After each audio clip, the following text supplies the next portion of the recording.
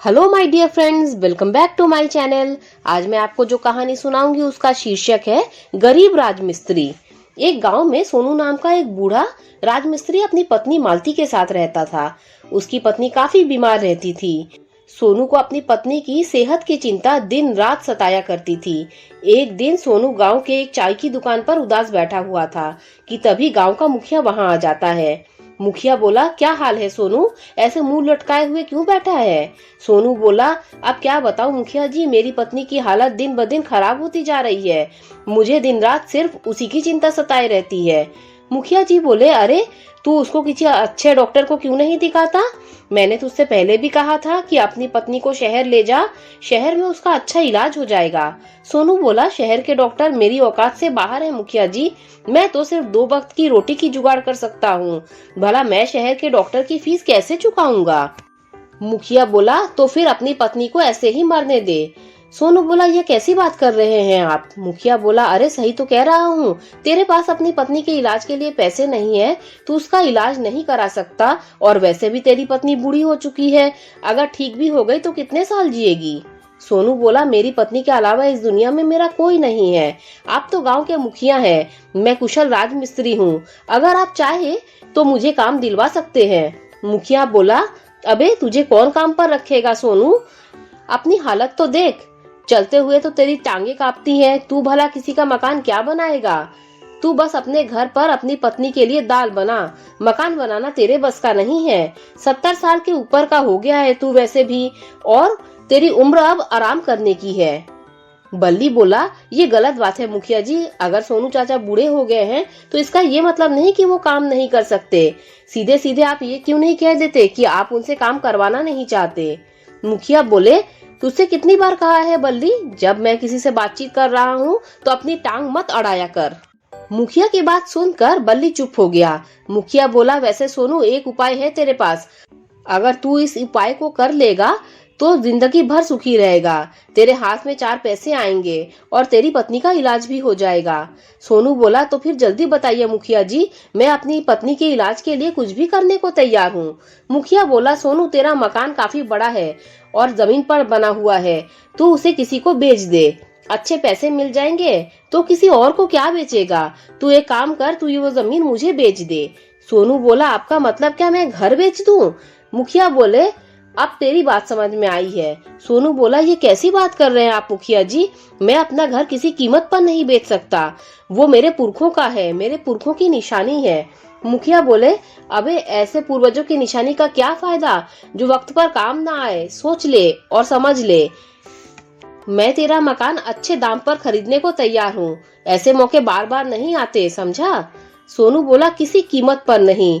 और एक बार उस मकान को बेचने का ख्याल मेरे मन में आ भी जाता, लेकिन मेरी पत्नी इसके लिए कभी तैयार नहीं होगी। उसकी यादें इस मकान से ज्यादा जुड़ी हुई हैं। मुखिया बोले, तो फिर उन यादों को बाजार में बेचा, उससे तुझे जितनी आमदनी होगी उससे अपनी पत्नी का इलाज करा लेना। इतना कहकर सोनू का मजाक उड़ाते हुए मुखिया वहां से चले गए। सोनू की आंखों में बेबसी के आंसू झलकने लगे। बल्ली बोला, दिल छोटा मत करो सोनू चाचा, हिम्मत रखो और भगवान पर भरोसा करो। सोनू बोला, उसी पर भरोसा करके आज तक जिंदा हूँ बल्ली, लेकिन अब मैं बूढ़ा हो चुका हूँ। मुझसे लोगों के ताने नहीं सुने जाते। मैं लोगों को कैसे यकीन दिलाऊं कि इस बुढ़ापे में भी मेरे शरीर में इतनी ताकत है कि मैं आज भी वो मकान बनाकर तैयार कर सकता हूँ जिसे बनाने में आज के नौजवानों के पसीने छूट जाए। मैं आज भी एक बेहतर डिजाइन का मकान बनाकर तैयार कर सकता हूँ। बल्ली बोला, जुम्मन जमींदार अपनी कोठी बनवा रहे हैं, वहाँ आप बात करके क्यों नहीं देख लेते? मेरे ख्याल से आपको एक बार जुम्मन जमींदार से मिलना चाहिए। अगर उसे आप पर भरोसा हो गया तो वो अपना काम दे सकता है। और मैं तो आपके काम को जानता हूँ चाचा, आपके जैसा कुशल राजमिस्त्री आज तक कोई नहीं हुआ है। सोनू बोला, शायद तुम ही सही कहते हो बल्ली, मैं कल ही जुम्मन जमींदार के पास जाऊंगा। अब मैं चलता हूँ बल्ली, मालती के दवाई का वक्त हो गया है। इतना बोलकर सोनू अपने घर चला जाता है। उसकी पत्नी मालती को खांसी हो रही थी। सोनू तुरंत दवाई की शीशी लेकर मालती के पास पहुंचता है। सोनू बोला, ये लो मालती, दवाई पी लो, लगता है तुमने सुबह से दवाई नहीं पी। डॉक्टर ने बोला था ना दवाई को सुबह शाम पीना है। इतना बोलकर सोनू ने दवाई मालती को पिला दी। दवाई पीकर मालती को आराम मिल गया। सोनू बोला, क्या तुमने सुबह से दवाई नहीं पी थी? मालती बोली, शीशी में दवाई कम थी, इस वजह से मैंने सोचा 2 वक्त की जगह एक ही वक्त दवाई पीऊंगी, और वैसे भी दवाई तो रोज रोज की है ना। सोनू बोला, तुम तो जानती हो मालती, तुम इस दवाई को नहीं पीती हो तो तुम्हें खांसी आने लगती है। अपना ख्याल रखो, तुम्हारे अलावा और मेरा कोई नहीं है। मालती बोली, आप जब लोगों से मेरी दवाई के लिए कर्जा मांगकर आते हो तो मुझे बिल्कुल अच्छा नहीं लगता। मैं जानती हूँ कि आपके ऊपर वैसे ही बहुत से लोगों का कर्जा है। सोनू बोला, तुम्हें उसकी चिंता करने की जरूरत नहीं है, मैं उन सारे कर्जों को एक ही झटके में चुका दूंगा, बस मुझे काम मिलने की देर है। आज सुबह भी 2-3 कर्जदार तुम्हें पूछने आए थे, मालती ने बोला। सोनू बोला, चिंता मत करो मालती, सब ठीक हो जाएगा। गांव का मुखिया भी तुम्हारी गैर हाजिरी में आए थे, बोल रहा था ये मकान भेज दो, मालती ने कहा। मालती की बातें सुनकर सोनू की आंखों से आंसू बहने लगे। सोनू बोला, सच बताऊं मालती, कभी कभी तो मेरे दिल में भी यही ख्याल आता है। तब मालती बोली, ऐसा भूलकर भी मत करना, तुम अच्छी तरह से जानते हो कि इस मकान से मेरी कितनी यादें जुड़ी हुई हैं। सोनू बोला, तुम्हारी ही बात मेरे दिमाग में आ जाती है। मालती बोली, चिंता मत कीजिए, आप अपने जमाने के बहुत कुशल राजमिस्त्री थे, बस आपको काम मिलने की देरी है। वैसे आज आपको कहीं काम मिला क्या? सोनू बोला, नहीं मालती, आज भी कहीं मुझे काम नहीं मिला, लेकिन बल्ली बता रहा था जुम्मन जमींदार अपनी कोठी बनवा रहा है। तो मालती बोली, फिर जाइए जुम्मन जमींदार से बात करिए। सोनू बोला, कल सुबह मैं जुम्मन जमींदार के यहाँ जाऊंगा। अगली सुबह सोनू तैयार होकर जुम्मन जमींदार के घर के दरवाजे पर पहुंच जाता है। जुम्मन के यहाँ उस वक्त 2-3 शहरी लोग आए हुए थे। सोनू को देखकर जुम्मन मजाक उड़ाने वाले अंदाज में बोला, सोनू, सुबह सुबह यहाँ कैसे? सब ठीक तो है? कहीं तेरी पत्नी तो नहीं मर गई? सोनू बोला, ये कैसी बात कर रहे हैं आप जमींदार साहब? जमींदार बोला, मुझे लगा कि तेरी पत्नी मर गई है और तुझे अर्थी के इंतजाम के लिए कुछ पैसों की जरूरत है, इसीलिए तू मेरे पास आया है। लेकिन लगता है कि तेरी पत्नी अभी भी जिंदा है और तू उसकी दवाई के लिए मुझसे पैसे लेने आया है। गांव के लगभग हर व्यक्ति से तो तूने उधार लेकर रखे हैं, वो सब कैसे चुकाएगा? तब सोनू बोला, एक बार मुझे काम मिल जाए तो सबके कर्जे एक झटके में चुका दूंगा। जमींदार बोला, तो तूने कहीं काम देखा? तुझे कोई काम देने के लिए तैयार हुआ? सोनू बोला, उसी के लिए मैं आपके पास आया हूँ। बल्ली ने मुझे कल बताया कि आप यहाँ अपनी एक आलीशान कोठी बनवा रहे हैं, आप मुझे काम पर रख लीजिए। मैं आपकी कोठी में ऐसा डिजाइन बना कर दूंगा कि आप उसे बस देखते ही रह जाएंगे। मैं अपने जमाने का कुशल राजमिस्त्री रहा हूँ। सोनू की बात सुनकर जमींदार गुस्से से उसे देखते हुए बोला, तेरा दिमाग तो ठीक है सोनू, मैं कोठी बनवा रहा हूँ, कोई ईंटों का भट्टा नहीं लगवा रहा हूँ जो तुझे काम पर रख लूं। ये जो शहरी लोग हैं ना, ये इंजीनियर हैं, इनमें से एक कोठी का डिजाइन बनाएगा और दूसरा और कुछ।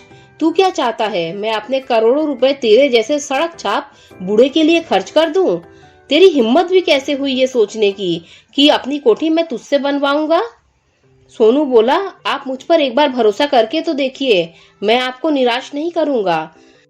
जमींदार बोला, इससे पहले कि मैं तुझे धक्के देकर यहाँ से निकाल दूं तो खुद निकल जा, वरना लोग कहेंगे कि जमींदार ने एक बूढ़े पर तरस नहीं खाया। सोनू निराश होकर नीचे निगाह करके वहां से चला गया। सोनू की बीवी की बीमारी बढ़ती जा रही थी। आसपास के गांव में कहीं भी मकान बनते, सोनू बेचारा वहां पहुंच जाता, मगर कोई सोनू को गालियां देकर भगा देता। सोनू परेशान अवस्था में एक चाय की दुकान में बैठा हुआ था कि तभी उसने देखा कि 2 लोग आपस में झगड़ रहे हैं। सोनू ने चाय वाले से पूछा, ये दोनों क्यों लड़ रहे हैं?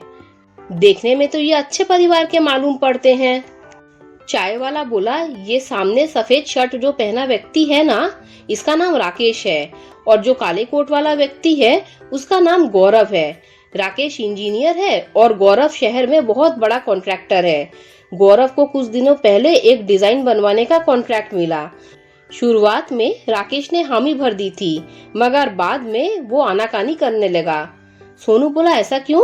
चाय वाला बोला, क्योंकि राकेश का कहना है कि गौरव जिस तरह की डिजाइन की बिल्डिंग बनाना चाहता है वो नामुमकिन है, वो कोई तैयार नहीं कर सकता। ऐसी तकनीक भारत में विकसित नहीं है। भारत में क्या, विदेशों में भी ऐसी तकनीक विकसित नहीं है। सोनू बोला, लेकिन तुम तो बोल रहे थे कि राकेश बहुत बड़ा इंजीनियर है। चाय वाला बोला, इंजीनियर है सोनू, कोई जादूगर नहीं। सोनू के दिमाग में पता नहीं क्या आया उस वक्त। वह धीरे धीरे कदमों से चलता हुआ गौरव के पास जाकर बोला, मुझे सारी बात उस चाय वाले ने बता दी है। जो बिल्डिंग आप तैयार करवाना चाहते हो वो मैं तैयार कर सकता हूँ। सोनू की बात सुनकर राकेश जो गुस्से में था वो जोर जोर से हंसने लगा। राकेश बोला, अबे पगला गया है क्या, यह बिल्डिंग की बात चल रही है। सोनू बोला, हाँ तो बिल्डिंग और घर में क्या फर्क है। घर 2 या 3 मंजिल का होता है और बिल्डिंग 5 या 6 मंजिल की होती है। राकेश बोला, अबे बुड्ढे, कहाँ तक पढ़ाई की है तूने। सोनू बोला, मैंने तो स्कूल की शक्ल तक नहीं देखी, लेकिन मैं अपने जमाने का सबसे कुशल राजमिस्त्री था और आज भी हूँ। राकेश बोला, तुझे मैं बेवकूफ नजर आता हूँ जो बिल्डिंग की डिजाइन पास करवा के आया हूँ। पहली बात तो उस डिजाइन की बिल्डिंग बन ही नहीं सकती, और दूसरी बात यह है कि इसका बजट बहुत कम है। बजट का मतलब समझता है ना, मतलब कम लागत में एक बेहतरीन डिजाइन वाली बिल्डिंग। सोनू बोला, मैं कम लागत में इससे बेहतर बिल्डिंग बनाकर तैयार कर सकता हूँ। गौरव जो अपने काम में बेहद निपुण था वह सोनू की ओर बहुत गौर से देखने लगा। गौरव बोला, पता नहीं क्यों मुझे तुम्हारी बात पर यकीन करने का दिल करता है, और वैसे भी जब मेरे प्रोजेक्ट में कोई हाथ रखने को तैयार नहीं है तो तुम्हें काम देने में क्या हर्ज है। राकेश बोला, अरे पागल हो गया है क्या, तू भी डूबेगा और साथ साथ तेरी कंपनी भी डूबेगी। गौरव बोला, मार्केट में जाकर मेरे बारे में पता कर ले, सब जानते हैं कि मेरा अंदाजा कभी गलत नहीं होता है। मैं मानता हूँ कि यह बूढ़ा पढ़ा लिखा नहीं है, लेकिन इसके चेहरे की झुर्रियां और आंखों की चमक ये बता रही है इसमें वो टैलेंट है जो आज की पीढ़ी में नहीं है। गौरव बोला, मैं तुम्हें काम देने के लिए तैयार हूँ। गौरव ने पूरी जिम्मेदारी सोनू को दे दी। सोनू मेहनत से काम करने लगा। उसने कुछ ही महीने में अपनी कुशल कारीगरी के बल पर बांस और बल्ली से एक बेहतरीन डिजाइन की बिल्डिंग तैयार करके खड़ी कर दी। सोनू की कारीगरी देखकर सभी लोगों की आंखें हैरानी से फटी रह गईं। गौरव बोला, ये तो तुमने कमाल कर दिया सोनू, इस तरह की बिल्डिंग तो पूरी दुनिया में कहीं नहीं है, तुम्हें तो इसके लिए इनाम मिलना चाहिए। राकेश बोला, मुझे माफ कर दो बाबा, मैंने आपका मजाक उड़ाया, लेकिन वाकई आपने ये तो कमाल करके दिखाया है। हम जैसे पढ़े लिखे नौजवान आपके सामने टिक नहीं सकते। आपकी जरूरत यहाँ नहीं बल्कि अमेरिका में है। अगर आप कहें तो मैं आपको अमेरिका ले जा सकता हूँ। सोनू बोला, नहीं बेटा, अब इस उम्र में कहाँ विदेश जाता फिरूंगा, मुझे तो बस मेहनताना चाहिए ताकि मैं अपनी पत्नी का इलाज करा सकूं। गौरव बोला, हमारा जो आपका तय हुआ था मैं उसका 3 गुना अधिक दूंगा आपको। सोनू बोला, नहीं बेटा, मुझे सिर्फ उतना ही पैसा चाहिए जितने मेरे बनते हैं, मुझे उससे ज्यादा नहीं चाहिए। सोनू की ईमानदारी को देखकर गौरव बहुत ज्यादा प्रभावित हुआ। सोनू ने कुछ ही दिनों में अपने सारे कर्ज चुका दिए और उसने अपनी पत्नी का इलाज भी अच्छे डॉक्टर से करवाया और उसकी पत्नी की बीमारी सही हो गई। सोनू के पास देखते ही देखते इतना काम आने लगा कि सोनू को कई लोगों को मना करना पड़ता। एक दिन अचानक गौरव सोनू के घर आया। सोनू बोला, गौरव बाबू आप यहाँ? गौरव बोला, क्यों, मैं यहाँ नहीं आ सकता? सोनू बोला, नहीं नहीं, ऐसी बात नहीं है।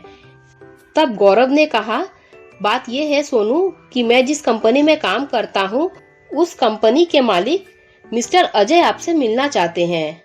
सोनू बोला, लेकिन आपने तो कहा था वो लंदन में रहते हैं। गौरव बोला, हाँ, उनकी फैमिली लंदन में ही रहती है, लेकिन जब मैंने तुम्हारी बनाई हुई बिल्डिंग की फोटोग्राफ उनको भेजी तो वो देखकर बहुत प्रभावित हुए, तो खुद इंडिया आने से अपने आप को रोक नहीं पाए। तुम खुशनसीब हो सोनू जो मिस्टर अजय तुमसे मिलना चाहते हैं। तुम जानते हो मिस्टर अजय करोड़ों अरबों रुपए की संपत्ति के मालिक हैं। अमेरिका में उनकी कई बिल्डिंग हैं और विदेश में हर जगह उनके बंगले बने हुए हैं। सोनू ने कहा, ठीक है साहब, अगर ऐसी बात है तो मैं उनसे जरूर मिलूंगा। गौरव बोला, मिस्टर अजय ने तुम्हें और तुम्हारी पत्नी दोनों को बुलाया है। सोनू और मालती तैयार होकर गौरव की गाड़ी में बैठ गए और कुछ ही घंटों में गौरव शहर के एक आलीशान बंगले के अंदर उन दोनों को लेकर गया। मिस्टर अजय बड़ी ही बेसब्री से सोनू और मालती का इंतजार कर रहा था। जैसे ही सोनू अजय को देखा, उसकी आंखें गुस्से से लाल हो गई। सोनू बोला, अच्छा तो तुम हो मिस्टर अजय, करोड़ों अरबों के मालिक। अगर मुझे पता होता तो मैं तुमसे मिलने कभी नहीं आता। मुझे तुम्हारी शक्ल भी नहीं देखनी।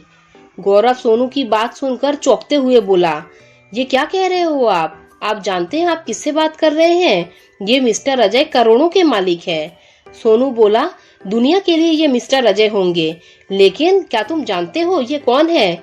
ये कोई और नहीं बल्कि मेरा इकलौता बेटा अज्जू है। सोनू की बात सुनकर गौरव बुरी तरीके से चौंक गया। अजय बोला, मुझे माफ कर दीजिए पिताजी, मैंने आपको कहाँ नहीं ढूंढा। सोनू बोला, सही कहा तुमने बेटा, क्योंकि तू तो अपने गांव का पता जानता ही नहीं। आज कितने सालों बाद जब तू हमें संयोग से मिला है, तब भी हमसे झूठ बोल रहा है। ऐसा ही झूठ तूने 20 साल पहले बोला था, जब तू बगैर बताए हमारे घर के कागजात गिरवी रखाया और पैसे लेकर भाग गया था। तेरे पिताजी ने दिन रात मेहनत करके उस पुरखों के मकान को छुड़वाया। पीछे मुड़कर ये तक नहीं देखा कि तेरे माता पिता किस हाल में है। अजय बोला, मुझे माफ कर दीजिए पिताजी, मैं बड़ा आदमी बनना चाहता था। मुझे उस वक्त पैसों की जरूरत थी, लेकिन आपने पैसे देने से साफ साफ इनकार कर दिया था।